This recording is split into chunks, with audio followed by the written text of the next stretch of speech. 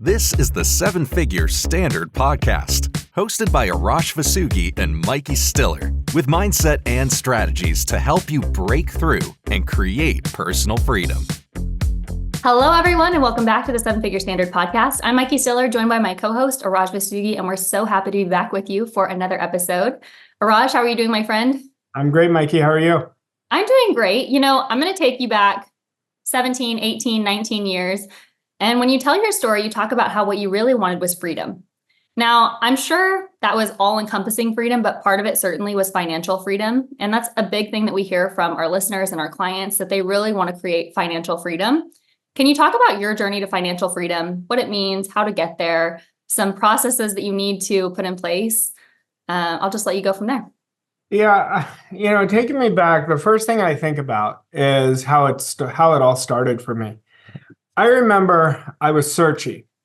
I was super unfulfilled, and there was a gentleman named Vic Johnson. It just popped up in my email that said, "Get this book, and I'll ship it to you for $5." And the book ended up being Think and Grow Rich. I'd never heard of the book. And so I got it a few days later. I remember it. It was a green cover. It was on a paperback. I could remember my old house. And I started going through it. And I was at about chapter 2. And I said, I'm just going to do exactly what this book is saying. So I had this goal at that time I wrote down with Napoleon Hill steps, I wrote down, I'm going to earn $50,000 or more every month. Now, I didn't believe it, but I was so good even at that time just accepting the idea. Now, fast forward till now, why I'm bringing this up, I started creating the idea of financial freedom in my mind then. And I didn't know what the hell I was doing, if I'm being transparent with you. But I did believe that I could do it. And because I said, if it's in the book, they've got to believe it. It's got to work, right? That was my idea. I was ignorant enough not to doubt. And so that was what started for me. And, I see the pitfalls that people make. I believe the greatest pitfall people make in creating financial freedom is they attempt to transform their income before they ever transform their value. We've got to understand our value is the key. It's not the income. And they're constantly measuring their income, which is fine. You can measure it neutrally, which isn't a bad idea, but they're not measuring their value. How am I increasing my value in the marketplace? How am I increasing what I did from 6 months ago, a year ago? Like, I truly believe if somebody does the deep work, the opposite of the surface work, you could transform your identity every 90 days. I truly believe that. But the key mistake is they prioritize income over value. Now, the key is when we increase our value, your income's going to automatically increase. And that is what I want all of you to look at. Have you looked over, now we're over the 6-month mark. Have you looked at upgrading your value? Have you dissected what value am I giving? Am I just giving value, just defaulting to my past behaviors, my past self, my present self? Or am I constantly thinking of how I can upgrade my value? We want to make value a 10x obsession. And when you do that, your income's going to go through the roof. So I'm sitting here listening to you, and I could not agree more. And I want to try to say what you're saying in different words. You said we're so focused on our income and not on our value. I think that's because as a large part, as society, we're so self-centered. We're so worried about ourselves and not those around us, not those that we're serving. What do you think that those two are tied together? I just think we're not aware and we don't think. See, I don't think people put enough emphasis on thinking. Without thinking, nothing happens. Every one of you is either thinking consciously or unconsciously towards what you want. So I think the big thing we got to define, what is value? Like, people hear the word value. What does that mean? It's what you're creating. It's the worth, the gift, the results you're creating for others. That's what value is. So we have to take a good look And this is always provided by your ideas, products, services, your attitudes, the transfer of your ideas, your skill sets, and how you serve. That's what value is. So we have to define what value is. Now, let's stop for a second. Now I've defined what value is. I want everyone to think, what is the worth I'm creating for others right now with my idea, product, or service? How am I serving? Am I serving based on my past self? I've always been a good server. Can you get better? I know you can get better. The better you get at serving, the more you become hyper intentional with your focus on increasing your value. It's going to change the game. Now, somebody may sitting there and saying, I already have so much value, I can't spend more time. I'm not asking you to spend more time. I'm asking you to work with less is more. You can do more in less time. But people always pay effortlessly and willingly for the solutions, take the word solutions out, for the value you provide. If you're not providing the value, they're not going to pay for it. Then we could look at, how am I selling my idea, product, or service? Now, if you're talking to somebody logically, you're teaching them how to talk themselves out of how to buy from you. You never talk to their logical mind. People buy based on emotions. People start reevaluating their doubts and their old beliefs based on an idea you put in them, and you could be a cleaning lady and you could add that. It doesn't matter what field you're in, but we've got to position it to what you're doing. I said this the other day on one of our elite coaching programs. I said, people listen to me because I listen to them. I'm focused on what they want. They're not listening to me just to listen to me.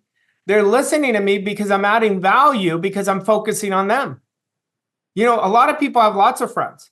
They have many people who they listen to, but you've got to bring your value where you walk in a room and your vibration changes the whole room, where they're like, oh my God, that attitude is contagious. I have to pay attention to that. Arash, I want to give everybody an example that I know everyone can relate to. Have you ever gone into a restaurant and you've had a waitress or a waiter who was just not on top of it? They had a horrible attitude. They barely came to your table. You got drinks like 15 minutes after you got there. And then compare that to an experience where you go into a restaurant and you get someone who is enthusiastic and kind and personable and just has a wonderful attitude. And the different experience that you had, and the difference in how you wanted to tip those people at the end or treat those people at the end. So I want to ask you, what part does attitude play into the value you're providing, no matter what industry, service, or product you're providing? Well, value is an attitude. That's what it is. And so everything's an attitude. Attitude is everything. So attitude is your approach. It's your automatic operating system. So when we say I have a certain attitude, it's the ideas we accept right away. So it plays everything. Now, I'm thinking of your example. I have no idea if I've already shared this story here. So if I have, just humor me and listen to it again. About 6 weeks ago, maybe it was 4 weeks ago, my wife and I go to this steakhouse called Dominic's. We love it. It's our place. And we sit in the bar area and we have dinner and we people watch. Anyway, we walk in one day, one night, and this manager comes in. He goes, "Do you want your usual table?" And I was like, I've never met this guy. He's never said hello to me. I've never seen him in my life before. And I said, "How do you know our usual table? I've never met you." He said, "The details, the devil's in the details." He said, "I always see you. And they have a table waiting for us, when we come in." I had no idea about this, but I'll never forget somebody I've never talked to, somebody who's recognized us and valued us. And he showed me the value by communicating effectively. I'll never forget that guy now. I'll never forget it. And, that's value. Maya Angelou, God, I love so many of her quotes, but Maya Angelou used to say, people don't remember what you say, they remember how you make them feel. And there's no better understanding of that. That's why value is so important. Now, let me give you another emphasis on value. People always thrive during the most challenging economic time when they always focus on value. Do you wonder why there's some people who are just 10xing their income in the most challenging time, where other people are using the economy, using anything as an excuse? Now, I'll give you a true syrup. The people who are blaming circumstances right now, that's not your problem. Your belief system is your problem. It's never the circumstances. But when you focus on bringing so much value into what you do, your income happens by absolute certainty. It happens automatically. And that's why I'll put you in my mind. And I am very open about this. We have an average of 80,000 thoughts a day. Now, I can't measure this, but I'll give you an idea. At least 20 to 30,000 of my thoughts are how I can serve better throughout the day. And anybody who works in my inner circle knows that. I'm always thinking of what we can do better. Well, what am I doing? I'm sparking ideas to increase value. I'm never satisfied with what we're doing. I think we could do it better.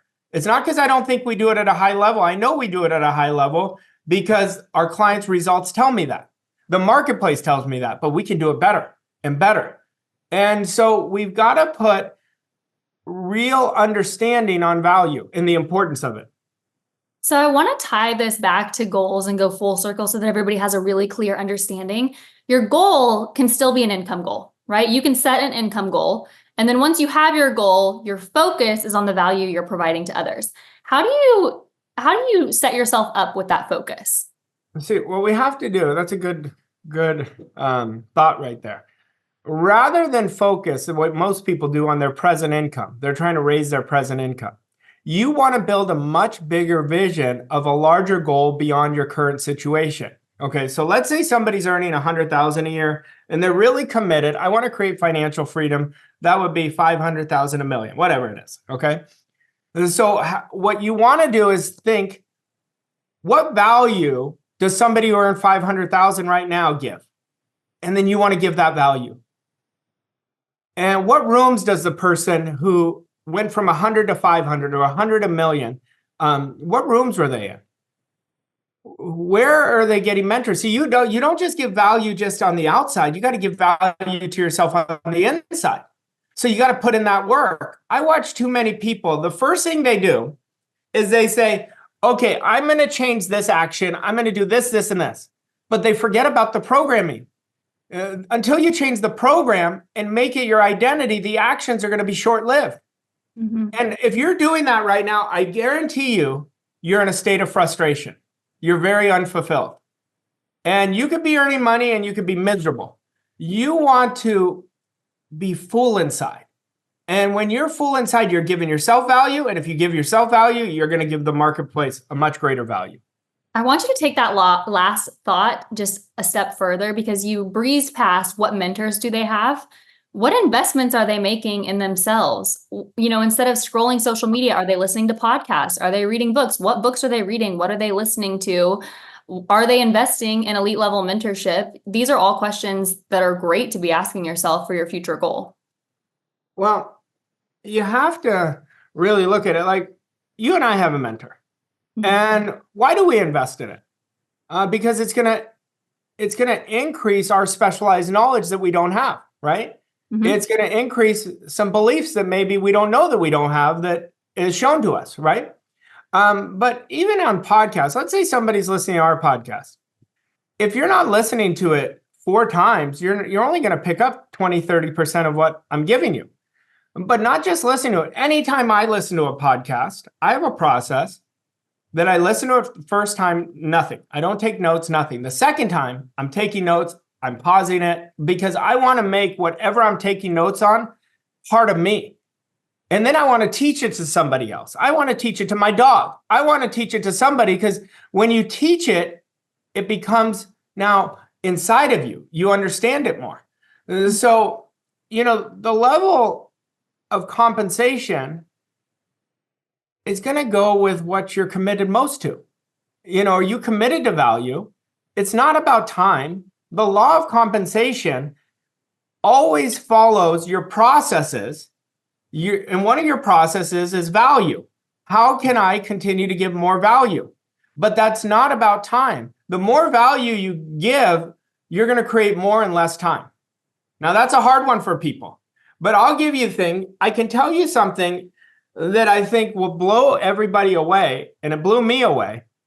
When I first was getting mentored, everything I was doing was so counterintuitive than what I was doing before. When you get mentored, it's going to be so counterintuitive because they're working with bigger ideas, bigger philosophies, bigger strategies, bigger processes, that you're going to go through all this pain and chaos in the beginning because your old program is trying to keep you here. You want to feel it and trust the process. Too many people will do it for a couple days. Oh, because the pain took over. When I mean pain, I mean that uncomfortableness because it's very counterintuitive. But if you already knew how to do it, like if somebody's never earned $1 million and that's the number they want to earn and they're earning 100, 200, 300, if they already had the right beliefs, they'd already be doing it. See, this is where we've got to get really honest with ourselves of where we're at. See, where we're at is telling us a big story. It's telling us how we're automatically living right now. Now, if you love it, keep doing it. If you want greater, it's going to demand you to grow greater. Something I want you to touch on is I think a lot of times, or I think a lot of people, whenever they're hearing this, are going to try to associate their value to their physical work, right? So they're going to try to say, okay, how can I do more work? Because more work creates more value. But what you're saying is a little bit more intangible as far as value goes. It's like how you're showing up, the ideas you're bringing, the intent you have. So we talk about how it's not necessarily working harder. It's not definitely not working more. It's working differently. Well, you said the best word. It's working different. It's not increasing your value. You're going to work less. You're going to become more effective. And so it's not about time. Time is a very limited resource. And a lot of people are setting their income goal. And the first thing they think of, how much time is it going to take? I'm going to have to double my effort. I'm going to have to triple my effort. That's where they don't understand leverage. Like if you look at somebody with who's creating great wealth and somebody who is creating mediocre results, the person who creates great wealth is obsessed with leverage. The person who is creating mediocre results is obsessed with limitations, what they're not. And they put these predisposed limitations before they even can go out and see if it's limitations. Time, you got to understand, time is a very finite resource. But you know what's an infinite resource? Your mind. Like I want you to if I told you the best things to get obsessed with, I'd say get obsessed with your mind. Get obsessed with your attitude. Get obsessed with your processes. Get obsessed with your value. Get obsessed with your preparation. And as you do that, you're going to do so much more in less time. Absolutely. Okay. So do you have any final thoughts before I ask you about an action step on this topic? Remember this. People always buy when they feel the value of what they receive is greater than what they're giving you in terms of investment. Always remember that. People will give it to you even before you ask for the sale or ask for whatever you're doing in your vocation. They're going to give it to you when the value is high. So I would really recommend you listen to this 10 times. Don't listen to this 4 times. Listen to it 10 times. And what I want you to do is ask yourself, for me to increase my value, what skill set would that be? What belief? What ideas can I get on a piece of paper first that would really create the process of activating my thinking into how I can add more? And I would be doing this on a regular basis. The greater the value, income becomes an absolute science. Stop focusing on your income, have income goals, have your value match your income. And that is critical for you to get the results. All right, now let's get into an action step for today.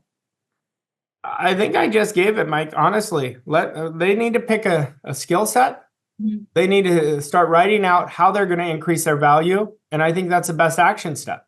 Okay. I think that is the best action step they can do. But understand, your 10x value obsession is critical to increasing your income. But income is not your problem. Value. Burn that idea in your mind. Burn it. Burn the idea that if one person can create financial freedom, so can you. But you have to write out why you want to create financial freedom and what that means to you. And if you do that, your income's going to go through the roof. But you know what else is going to go through the roof? Your psychic income, the fulfillment. You're going to be so jazzed up and so juiced with what you're doing because we're here to serve. We're absolutely here to serve. We feel so good helping other people. There's a reason for it. That's who the real us is. Stop chasing money. When you're focusing on income, you're chasing. When you're focusing on value, you're creating. Very different. All right. I have loved this episode. I know so many of you are going to benefit tremendously from it. We made a brief mention of elite level mentorship. And if you're interested in elite level mentorship, I don't think anyone has elite level mentorship like we do at Voss Coaching Co. We have some of the best elite mentorship programs on the planet, including live events and long-term programs. So if you're interested in joining us in one of our elite programs, go ahead and send us an email, hello@vosscoachingco.com, and we will get you an appointment set up with one of our incredible coaches. That's all for today. We'll see you next week on the 7-Figure Standard podcast. Thanks, Arash. Thank you, Mykie. Thank you for listening to this episode of 7-Figure Standard. We hope you found the insights and strategies helpful on your journey to success. If you enjoyed this episode, please leave us a rating and review on your favorite podcast platform to help us reach more people like you. To learn more about Arash and Mykie and how Voss Coaching Co. can help you achieve your goals and reach new levels of success, visit vosscoachingco.com. Thank you again for listening, and we'll see you on the next episode of 7-Figure Standard.